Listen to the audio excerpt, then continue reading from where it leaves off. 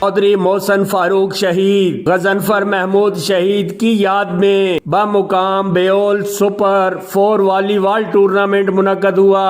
Tournament کے chief organiser المعراج group be equal کے ملک نوفل ملک آذر تھے۔ مہمان خصوصی میں ڈبلیو کی شان ملک اسد اعوان، فخر کلیام اعوان ملک محمد علی، ملک قدوس، حمید but, Tahir Bashir, Khwaja Nasir, Chaudhry شمریز، Raja Bilal, Raja Amir, Malik Arif, Yasir Qureshi, Arsalan but, Chaudhry بشارت گجر، ملک مفیر کلیامی، ملک عروج، کیسر بٹ، مظہر قریشی، ملک ایوب، راجہ نواز تھے۔ ٹیم کمیٹی میں راجہ انجم، سردار فیارب، ساجد منگا، بابا صدام اینڈ محسن کلب شامل تھے۔ ٹورنامنٹ جیتنے والی ٹیم کو پہلا انعام موٹر سائیکل، رنر اپ کو 20,000 روپے نقد دیے گئے۔ دیکھتے رہیے خبرنامہ ٹی وی، پڑھتے رہیے خبرنامہ میگزین۔ 81 راجہ ساجد، ہمارا چینل سبسکرائب کیجئے،